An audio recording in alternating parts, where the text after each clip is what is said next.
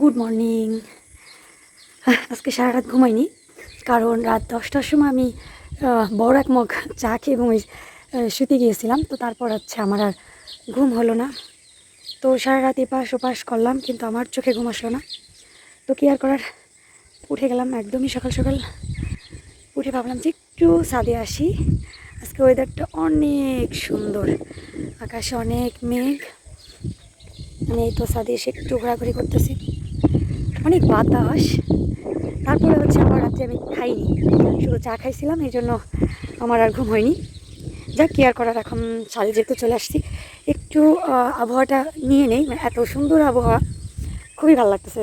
Basically এত সকালে আমার ঘুম থেকে ওঠা হয় না। তো আজকে যেহেতু উঠেই পড়ছি, তো ভাবলাম যে একটু ছোটো একটা ভিডিও ক্লিপ নিয়ে ফেলি আপনাদের সঙ্গে। ওয়েদারটা অনেক সুন্দর, এখনও রোড লাইটগুলা অফ হয়নি, দিনের আলো এখনও ফুটিনি ভালো করে। তো খুবই ভালো লাগতেছে, খুবই ভালো লাগতেছে। আসলে মনে হয় যে মাঝে সাঝে এইভাবে একটু সকালে ঘুম থেকে ওঠা উচিত, না হলে এত সুন্দর ওয়েদার উপভোগ করা যায় না মনে হয়। যাক, এখন নিচে যাব, একটু ছাদে ঘোরাঘুরি করে নিচে গিয়ে নাস্তা তৈরি করব, এবং অনেক দিন পর আজকে নাস্তা খাবো সকালবেলা। যাক, এটা আমাদের 2 তলা একটা নতুন ভ্যারাইটি আসতেছে, তার ফুলের টবগুলো আজকে মানে কালকে রেখে গিয়েছে। তো ভালোই লাগতেছে, তাই না? যাক, আমার মতো করে কে সকালে ঘুম থেকে ওঠে অবশ্যই একটু কমেন্ট করে আমাকে জানাবেন। ওয়েদারটা কিন্তু অনেক সুন্দর, অনেক সুন্দর ওয়েদার। এই তো আমি অনেক সকালে ঘুম থেকে উঠছি। আসলে এত সকালে কখনোই ঘুম থেকে ওঠা হয় না, মানে আমি ঘুমাইতে যাই সকালবেলা। তো যেহেতু আজকে সারা রাত ঘুমাইনি, তো ভাবলাম যে চলে আসি এবং একটা ছোটো ভিডিও ক্লিপ নিয়ে ফেলি।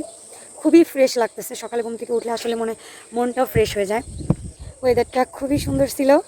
এখন নিচে যাব, নিচে যে একদম গরম গরম রুটি না হলে পরোটা, আর সাথে দেখে কি করা যায়। চলেন নিচে গিয়ে আমরা নাস্তা রেডি করি। আগের দিন বকে দিয়ে সন্ধ্যার সময় রুটি বানায় রেখে দিয়েছিলাম, সেই রুটিটাকে হাফ ভেজে রেখে দিয়েছিলাম। তো প্রথম 2টা রুটি আমি তাল্লার জন্য টিফিন বক্সে 2টা রুটি আগে ভেজে নিলাম। এরপর আমার জন্য পরোটা ভেজে নিব।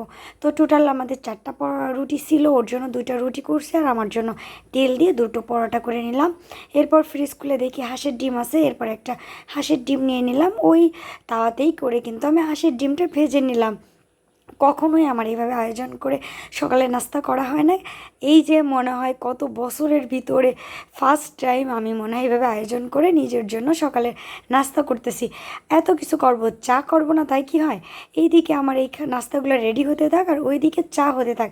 আলুটা কিন্তু আমি সন্ধ্যা রাত্রে ভেজে রাখছিলাম, সকালে তাল্লাকে টিফিন দিব, তাই একটু আলু নিয়ে নিলাম, সাথে হাঁসের ডিম আর পরাটা, আর আমাদের সিলেটি ঐতিহ্যবাহী চা।